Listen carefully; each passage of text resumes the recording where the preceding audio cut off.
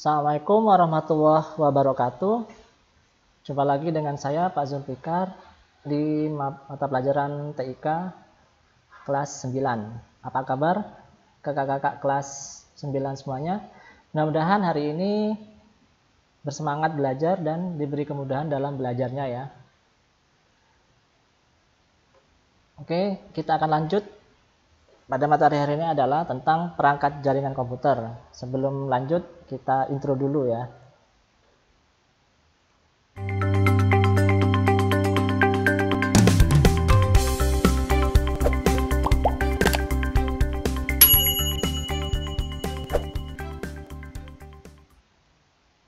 Oke, kita langsung ke bagian pertama, yaitu perangkat jaringan komputer. Pada tujuan pembelajaran kali ini adalah siswa setelah belajar ini akan mengerti dan memahami apa yang dimaksud dengan jaringan komputer dan manfaatnya, mengenal berbagai jenis jaringan komputer, dan mengenal berbagai perangkat jaringan. Nah, ini hanya ilustrasi ya, perangkat jaringan komputer. Nah, sebuah jaringan komputer memiliki beberapa perangkat keras yang dibutuhkan untuk menghubungkan satu komputer dengan komputer lain, sehingga membuat komputer tersebut bisa saling berkomunikasi. Jadi kalau misalkan Android itu bagaimana dia bisa berkoneksi dengan internet, dia membutuhkan yang namanya itu di dalam perangkatnya, yaitu perangkat untuk mendeteksi sinyal WiFi dan juga untuk mendeteksi sinyal dari providernya. Kalau dua perangkat itu tidak berfungsi, maka tidak bisa HP Android tersebut tidak terkoneksi dengan internet ya. Oke, yang pertama komputer server. Komputer server umumnya mempunyai sistem operasi aplikasi dan database yang menyediakan layanan kepada komputer-komputer lain dalam jaringan. Database yang terdapat di komputer server biasanya berisi data yang digunakan bersama-sama oleh komputer-komputer klien. Jika komputer server itu dihubungkan dengan internet, jadi komputer itu nanti berfungsi sebagai gateway atau gerbang untuk akses internet. Misalkan kamu kalau sebagai pengguna akun email, Gmail, Google Mail, kamu kalau mau mengakses, kamu harus login dulu. Nah, itu. Login itu adalah kamu sebagai klien, sedangkan Google-nya sebagai servernya.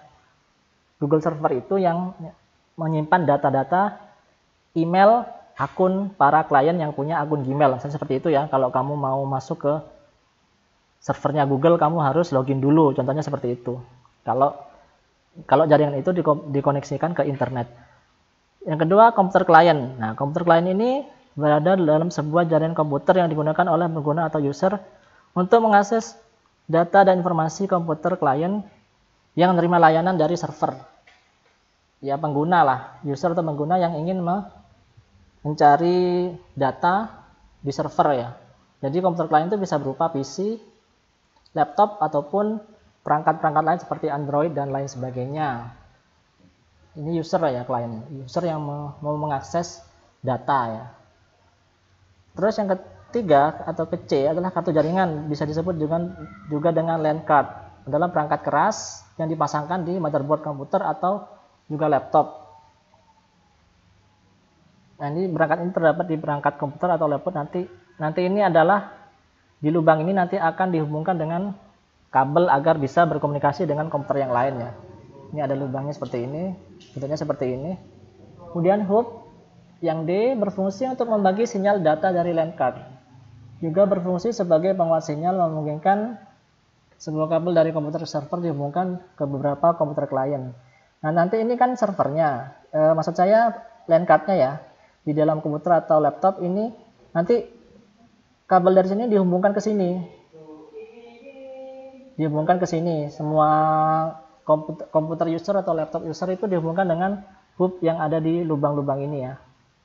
Kabelnya maksudnya. Terus yang selanjutnya adalah kabel dan konektor. Nah, ini konektornya ini ya. Ada beberapa ya. 1, 2, 3 dan ada 4 ya. Kabel koaksial. Ini adalah kabel yang digunakan pada LAN sebelum akhirnya digantikan oleh kabel UTP. Bentuknya seperti ini. Kabel UTP atau Unshielded Twisted Pair merupakan kabel yang paling banyak digunakan. Terdiri dari 8 kawat tembaga yang dipilih secara berpasangan. Ini juga nanti dikoneksikan ke konektor yang namanya RJ45 ya.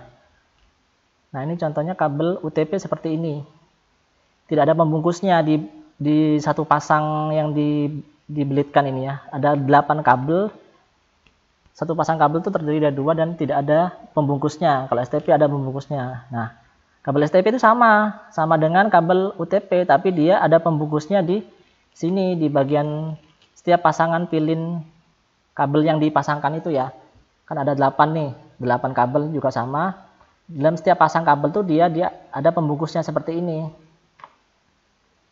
Kekurangan dari kabel ini adalah harganya lebih mahal dan instalasinya lebih sulit ya. Tapi fungsinya sebenarnya sama. Nah, kabel fiber optik ya. Kabel ini digunakan pada jaringan WAN atau ini bukan wide, tapi wide area network ya. Jaringan yang lebih besar dan lebih luas karena kemampuannya untuk melewatkan data dalam jumlah besar. Contohnya seperti ini. Bentuk kabelnya ya. Kemudian yang F repeater.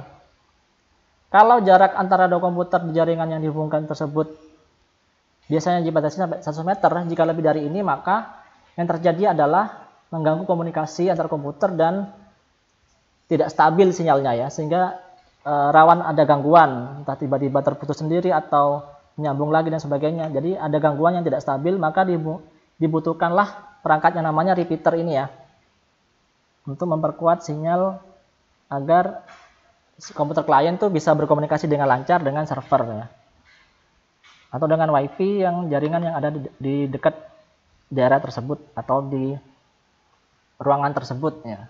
Kalau jaraknya ini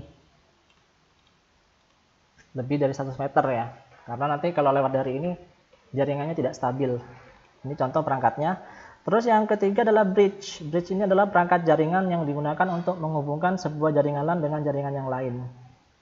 Contohnya seperti ini, cara kerjanya seperti ini kurang lebih ya. Ini hanya gambaran saja, ilustrasi. Kalian hanya mengenal saja, tidak menginstalasi perangkatnya. Sebatas pengantar perangkatnya seperti ini.